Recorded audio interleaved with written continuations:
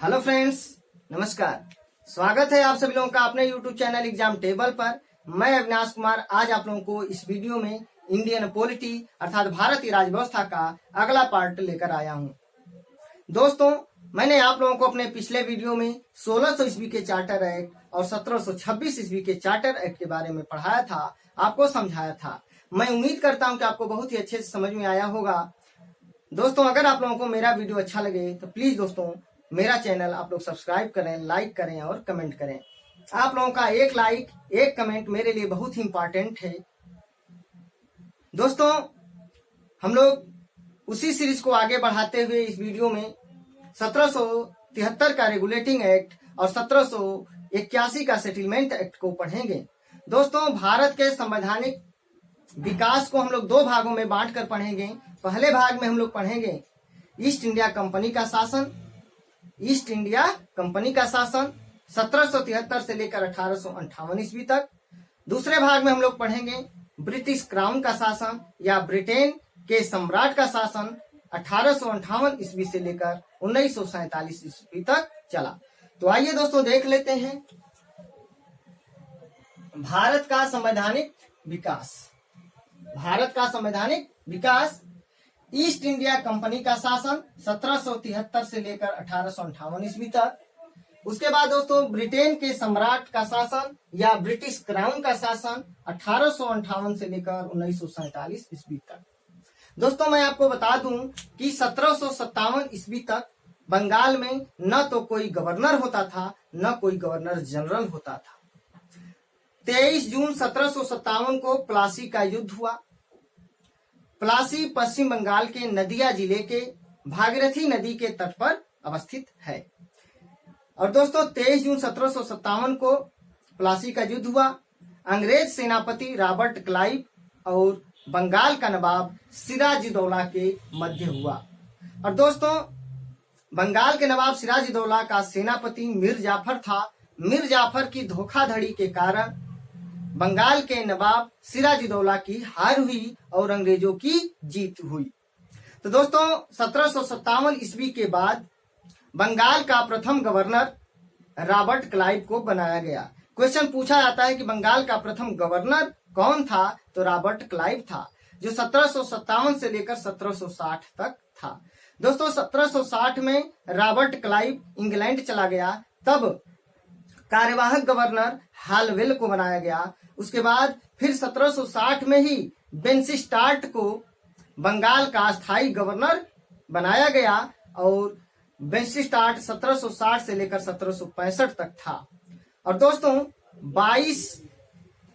22 अक्टूबर 1764 को बक्सर का युद्ध हुआ।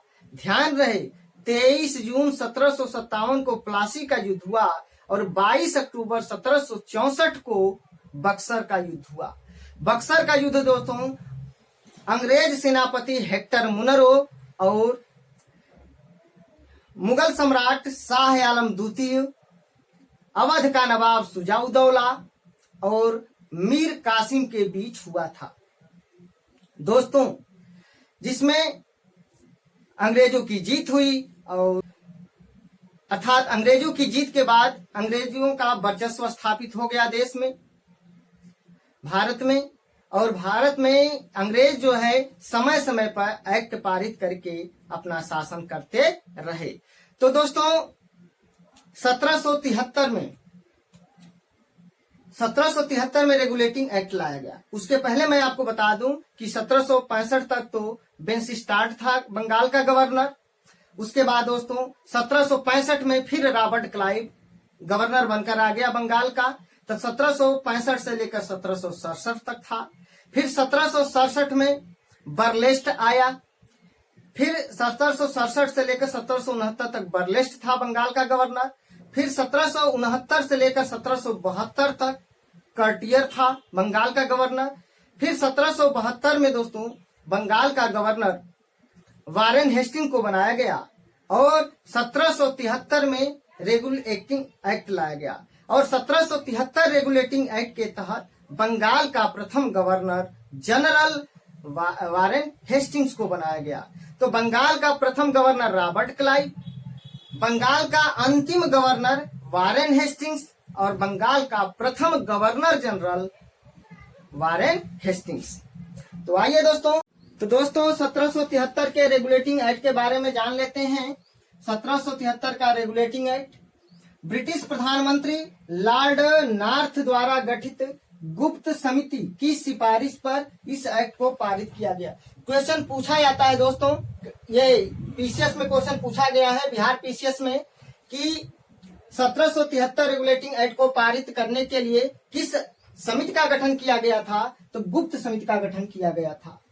अब दोस्तों 1773 रेगुलेटिंग एक्ट के तहत बंगाल के गवर्नर को बंगाल का गवर्नर जनरल कहा जाने लगा और बंगाल का प्रथम गवर्नर जनरल वारेन हेस्टिंग्स को बनाया गया। दोस्तों जीजी का मतलब गवर्नर जनरल।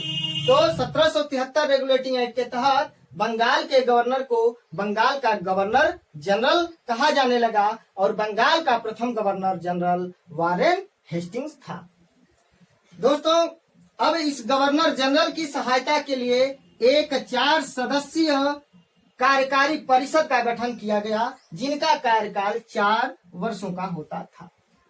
तो 1773 रेगुलेटिंग एक्ट के तहत बंगाल के गवर्नर को बंगाल का गवर्नर जनरल कहा जाने लगा और इस गवर्नर जनरल की सहायता के लिए एक 4 सदस्यीय कार्यकारी परिषद का गठन किया गया, जिनका कार्यकाल 4 वर्षों का होता था। अब दोस्तों वे 4 सदस्य कौन कौन थे, तो फिलिप फ्रांसिस, मानसन, क्लेवरिंग और वर्नैल।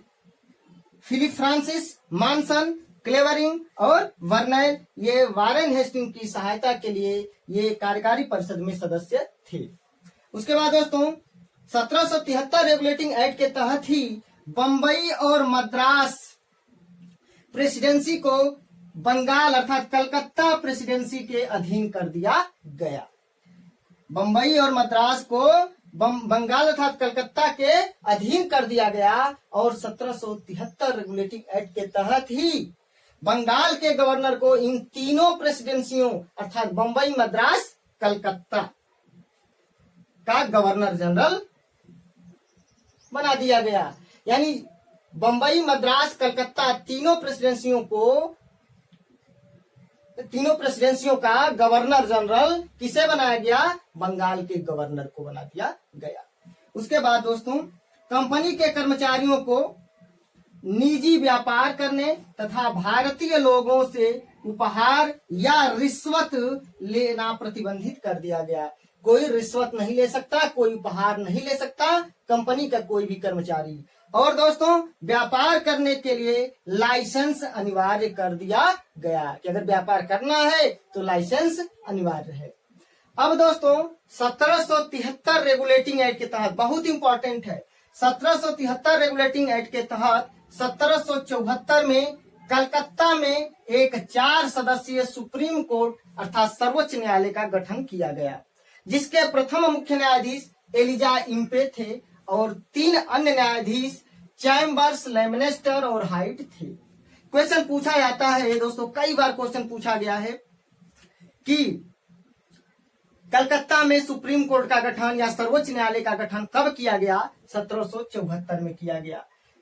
कलकत्ता में सुप्रीम कोर्ट का गठन किस एक्ट के तहत किया गया, तो 1773 के रेगुलेटिंग एक्ट के तहत किया गया। कलकत्ता में गठित सुप्रीम कोर्ट के प्रथम मुख्य न्यायाधीश कौन थे, तो एलिजा इम्पे थे। तो दोस्तों ध्यान रहे 1773 रेगुलेटिंग एक्ट के तहत 1774 में कलकत्ता में एक 4 सदस्यीय सुप्रीम कोर्ट का गठन, सर्वोच्च न्यायालय का गठन किया गया, जिनमें मुख्य न्यायाधीश एलिजा इम्पे और अन्य न्यायाधीश चैम्बर्स, लेमिनेस्टर और हाइट थे। क्वेश्चन पूछा जा सकता है आपसे कि कलकत्ता में जब 1774 में सुप्रीम कोर्ट या सर्वोच्च न्यायालय का गठन किया गया था वह कितने सदस्य था, तो 4 सदस्य था। मुख्य न्यायाधीश के अलावा कितने सदस्य थे, तो 3 सदस्य थे। अब दोस्तों हम लोग अगला पढ़ लेते हैं 1781 का संशोधन अधिनियम या एक्ट ऑफ सेटलमेंट एक्ट या बंदोबस्त अधिनियम। 1781 का संशोधन अधिनियम को बंदोबस्त अधिनियम भी कहा जाता है। दोस्तों 1773 रेगुलेटिंग एक्ट की कमियों को दूर करने के लिए 1781 का संशोधन अधिनियम लाया गया था। क्वेश्चन पूछा जाएगा 1773 रेगुलेटिंग एक्ट की कमियों को दूर करने के लिए कौन सा एक्ट लाया गया, तो 1781 का सेटलमेंट एक्ट या 1781 का संशोधन अधिनियम। तो दोस्तों इस एक्ट के तहत अर्थात 1781 एक्ट के तहत गवर्नर जनरल इन काउंसिल को सर्वोच्च न्यायालय के अधिकारिता से मुक्त कर दिया गया। अर्थात दोस्तों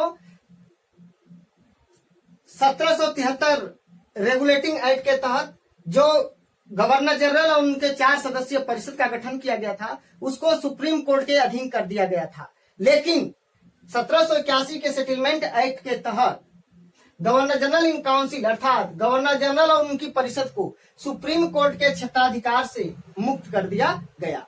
उसके बाद कलकत्ता की सरकार को अर्थात बंगाल की सरकार को बंगाल, बिहार, उड़ीसा के लिए भी कानून बनाने का अधिकार प्रदान कर दिया गया। 1781 सेटलमेंट एक्ट के तहत ही कलकत्ता की सरकार को बंगाल, बिहार और उड़ीसा के लिए भी कानून बनाने का अधिकार प्रदान किया गया।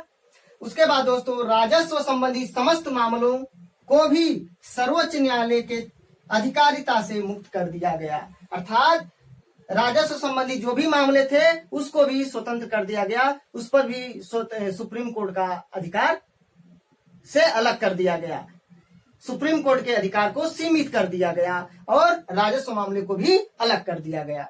उसके बाद दोस्तों प्रांतीय न्यायालय इसी अर्थात 1781 के सेटलमेंट एक्ट के तहत कहा गया कि प्रांतीय न्यायालयों की appeal governor general in council के यहाँ दायर किया जाएगा, न कि सर्वोच्च न्यायालय में। तो दोस्तों अगर आप लोगों को मेरा वीडियो अच्छा लगे तो प्लीज दोस्तों लाइक करें, कमेंट करें, शेयर करें, सब्सक्राइब करें और मेरा वीडियो अपने दोस्तों को भी शेयर करें। धन्यवाद।